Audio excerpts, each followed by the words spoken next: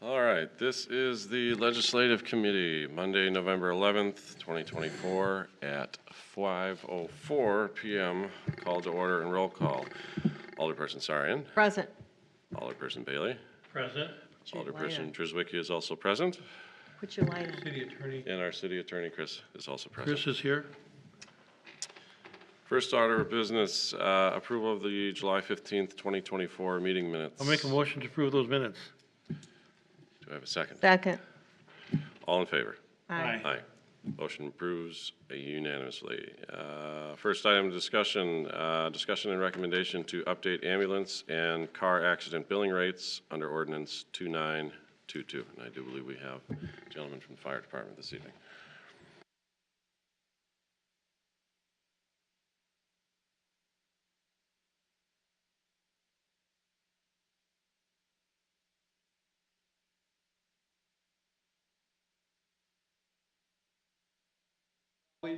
And that is one of the things that I don't think, I want to look at a little bit how you guys have handled it, whether you've actually put it in your code or not. It looks like maybe that hasn't historically been done. But if it has, then what we'll do is before we bring it back to county council, I'll figure out where to put it in the code. We'll put it in that form. We'll go from there. So we're talking about substance today.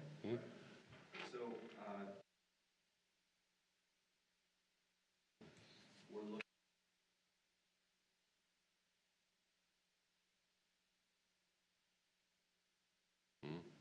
This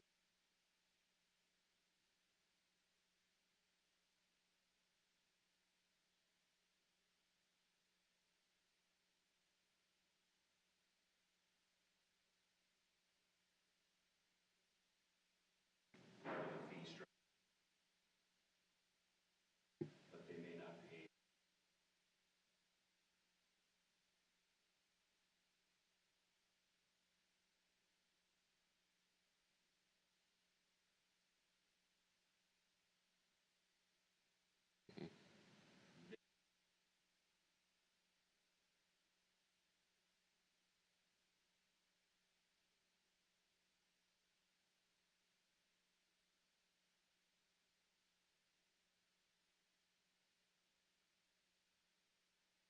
Take in from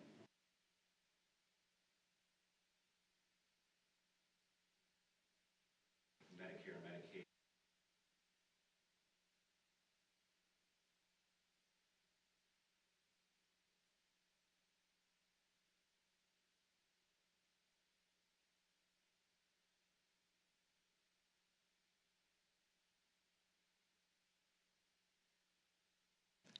So these rates would only pertain to. Okay. So it's not going to change at all for those on Medicare and Medicaid? Correct. We'll only take. Okay. And so for the other, the private, that will cost everyone more? Excuse me. I know it's, you said bundled, but Right. It will probably.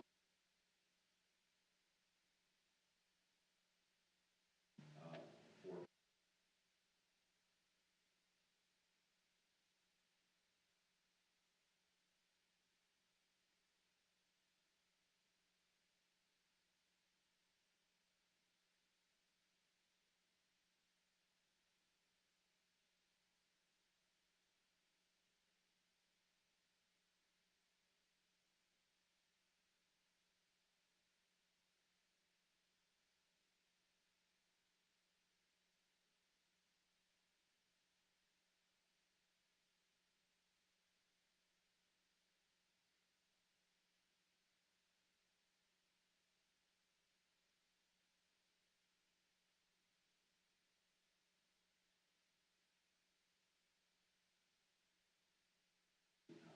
Patient care record, they don't get billed properly.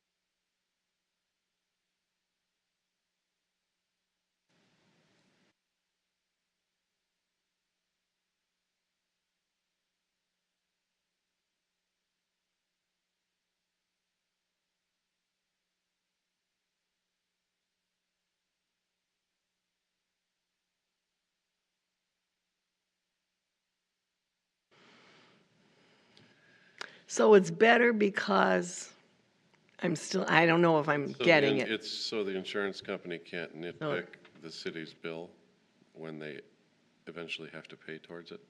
So, more or less. It's easier for the insurance company to figure out, or, no? Yeah. Yeah.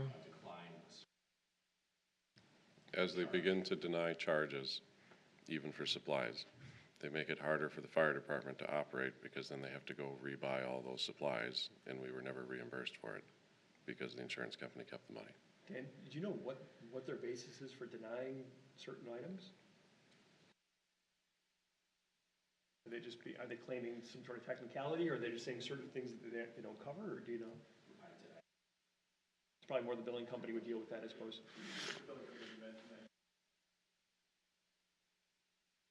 So a lot of times they'll cover this, so we won't cover it. It's done, and we use make. I see, Yeah. So they'll use. I see. Yes. Well. Pay that base rate.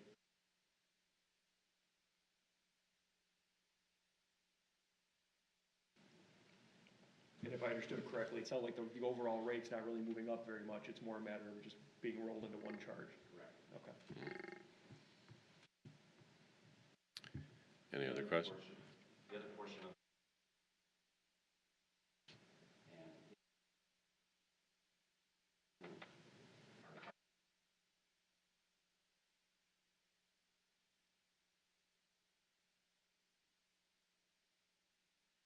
Make the,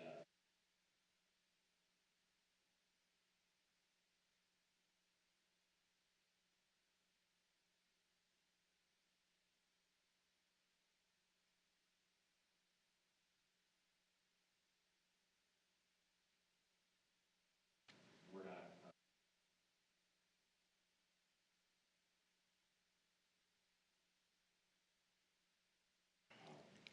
We would like a company called Fire. They are currently.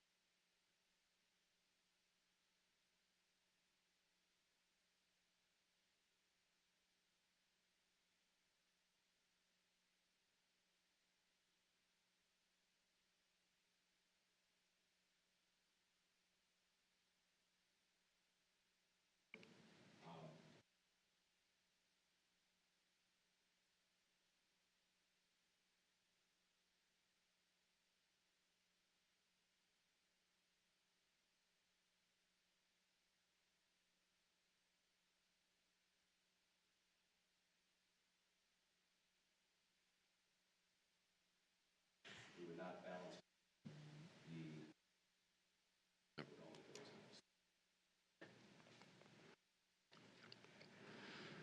Questions from either of you? All right.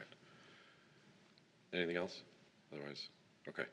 So then I will make a motion to move forward and recommend that the ambulance rates be moved to a bundled bill, as well as move forward with hiring the company that was just mentioned to handle the accident insurance billing rates and bring that to common council via Chris. All right, I'll make a second to that motion. Okay, motion by Drizwicki, seconded by Bailey. To All in- update ordinance Yes. 2922, I don't know if you have to say that, but Yes, so I'll amend and say that's underneath ordinance 2922 at all, if that needs to be altered at that point. Okay. All in favor? aye. Aye, Aye. Motion carries unanimously. so it goes, is Chris gonna look at that Yeah, I'll look at wording? whether we gotta codify it or not. We may not have to, but.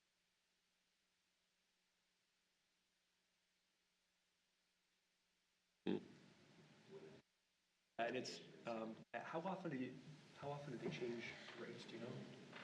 Is this like an annual thing, or is this more of a? No, it's not.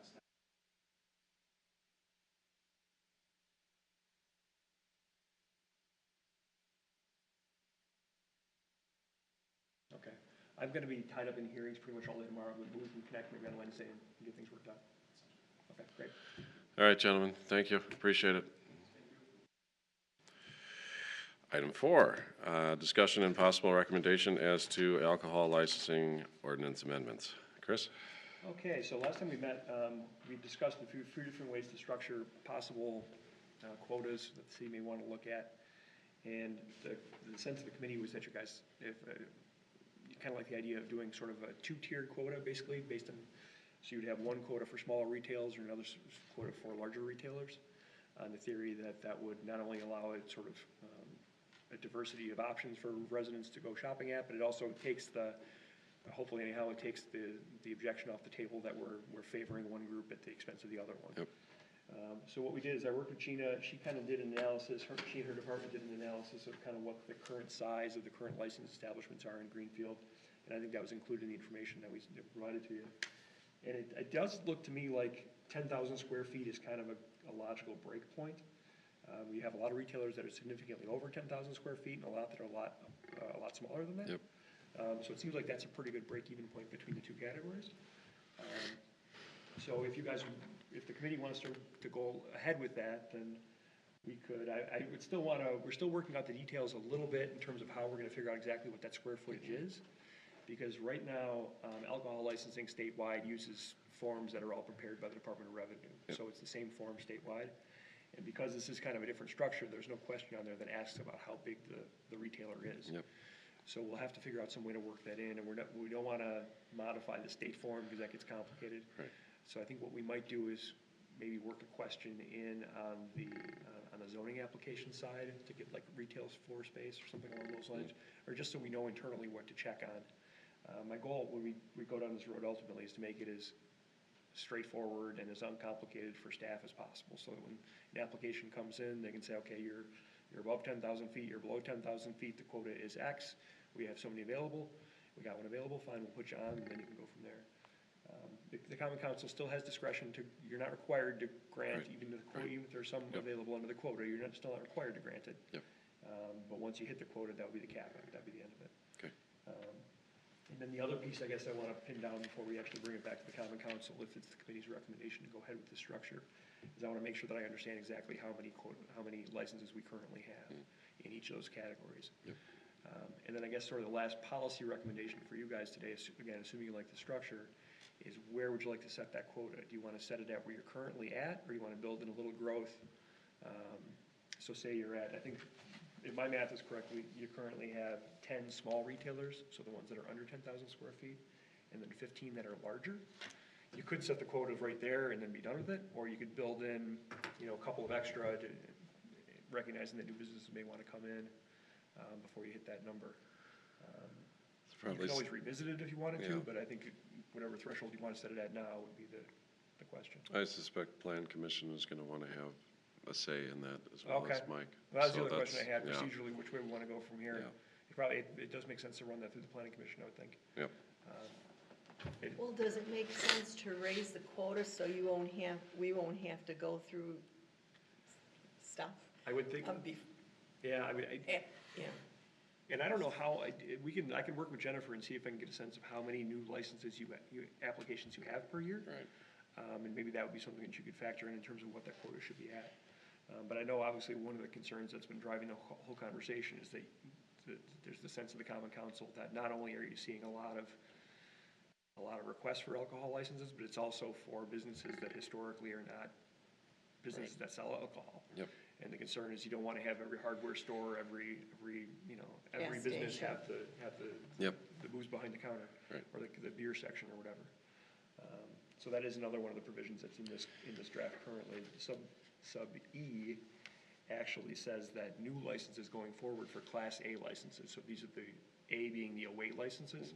So those are for buying, for consumption off premises essentially. So that'll be like your beer, wine, or liquor.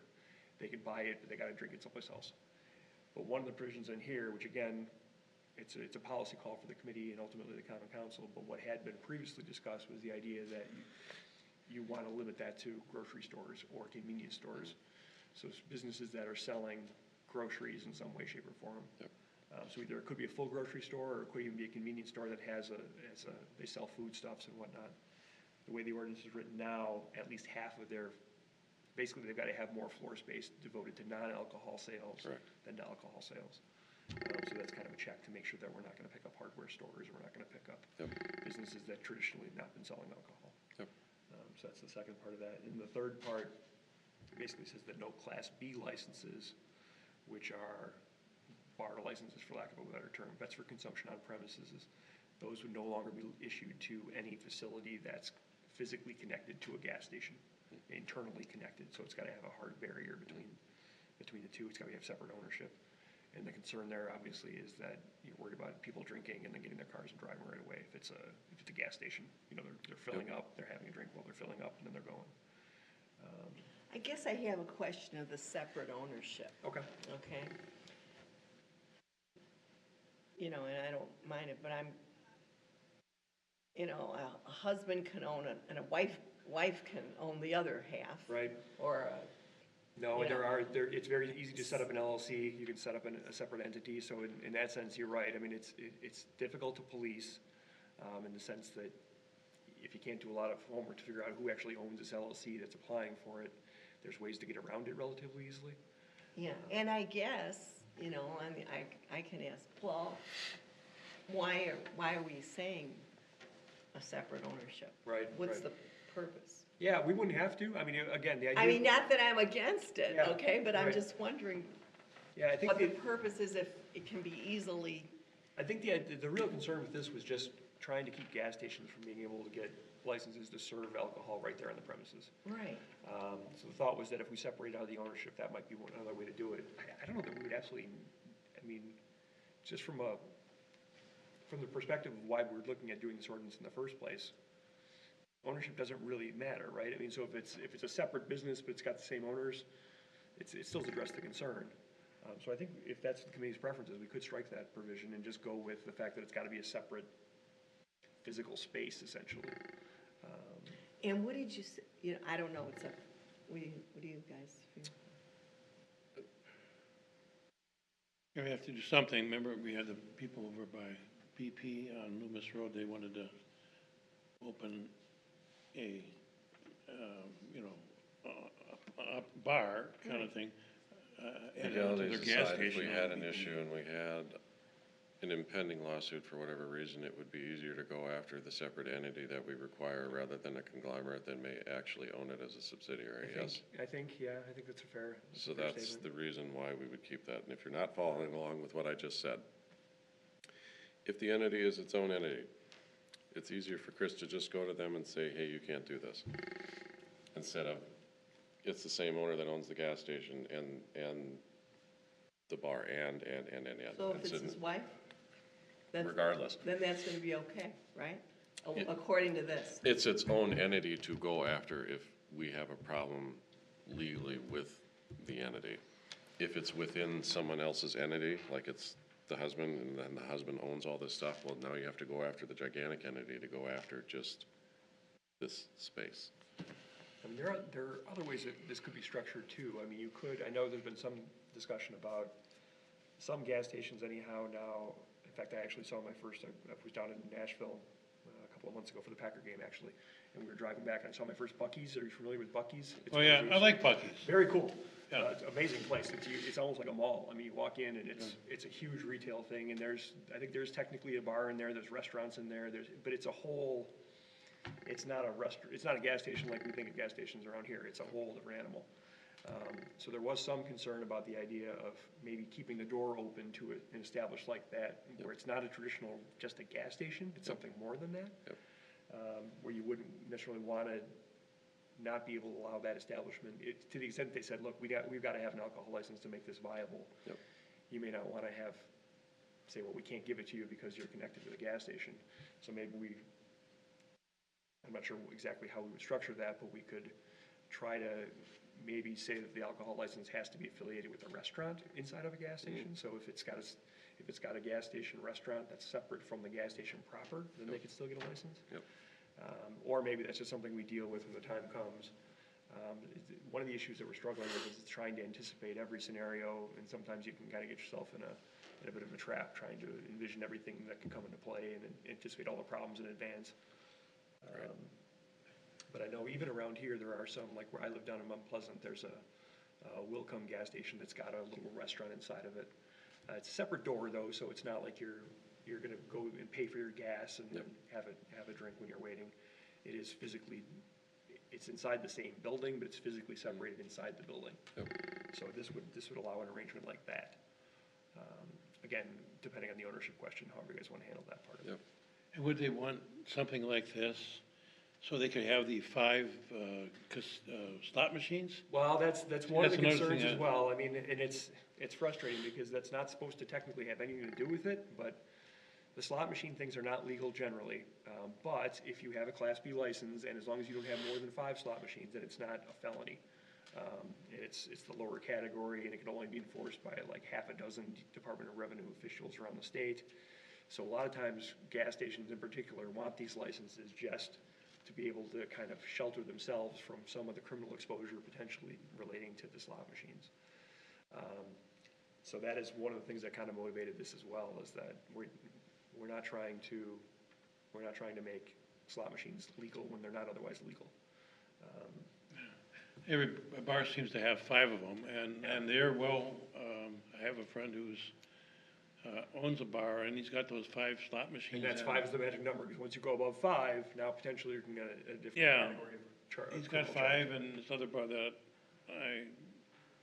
we had a party, and they had 5 also, but the guy said that they're very profitable. Yeah, no, they are, and it's one of these things that's a little bit complicated, because you can have,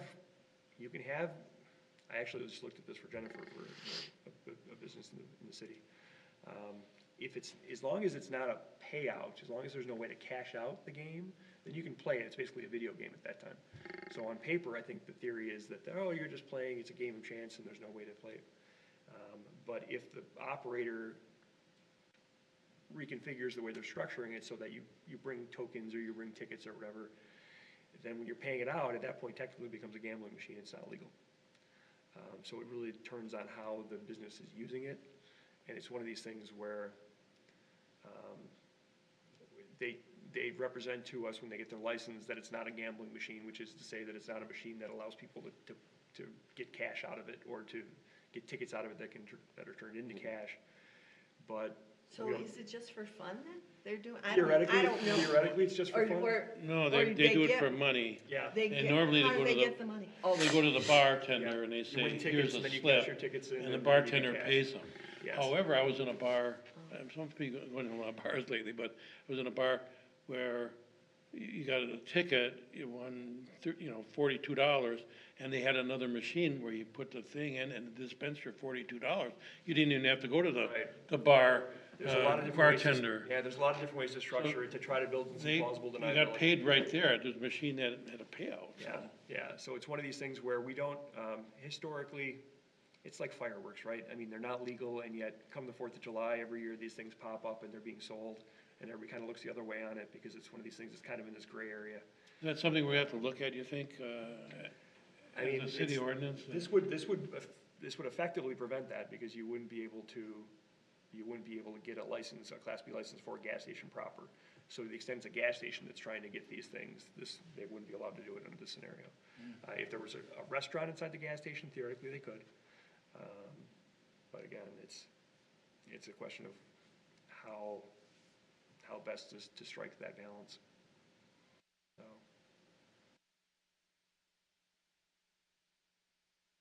Thoughts?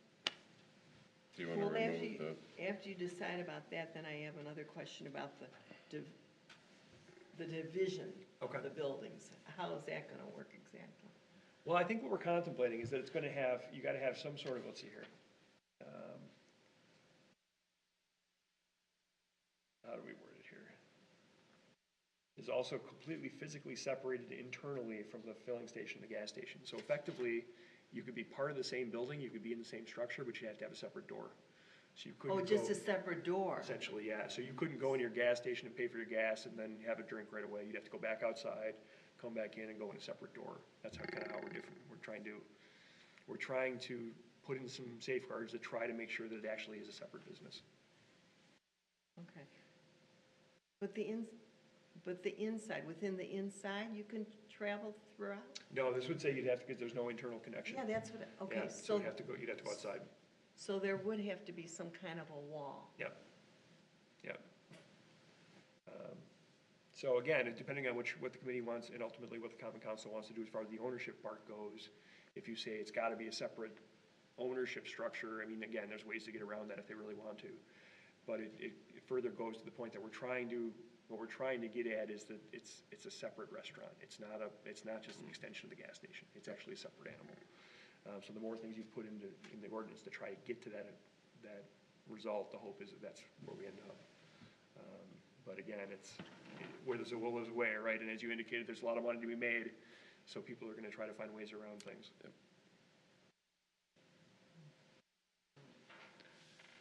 So as it stands now, other than what Chris probably has to check on in regards to potentially a little bit of a window with Yeah. how many licenses there are gonna be with that hybridized system, are there any thoughts, questions, comments, concerns, or do you just want to bring this to common council to discuss further at this point? Would it go to the planning commission first, or procedurally, how do you guys handle things? Would it go to the planning commission first, or go up to the council and then come back down? I'm not sure. Maybe there'd be benefit to getting in front of the full common council and see where people are at. We could take this right to full council with a recommendation. So would it have to go to the plan commission? It would, I guess I I'm not don't sure know. internally how the city's processes generally work. Some stuff would, but other stuff, I mean, it could be, I could see from a business attraction standpoint, maybe where that might be something that your planning commission may want to have some say in. Yep. If they think this is going to pose a real hurdle in terms of businesses locating in the city. Yep. That might be something to think about. Otherwise, we could take it up to the common council and see what their pleasure is at this point, and then if they want to refer to the planning commission, we can go from there. I think so. Right now, we're still under our moratorium through the end of the year, so we still got a little time to get our ducks in a row. So, I think we should take it to council, and if they See where want to we're refer to planning commission, so take it up to We council, can. more so just for like the blessing of the concept and. yeah, Okay. Any issues with that, or is that okay? yeah. All right. Then I will make a motion to recommend bringing the ordinance, the current ordinance draft to common council for review and possible approval. Second. Okay, motion by Drizwicki, seconded by Bailey. All in favor? Aye. Aye. Motion carries unanimously. Other than that, I will need a motion to adjourn. Motion to adjourn. Second. All in favor? Aye. Aye. Motion carries unanimously. Legislative Committee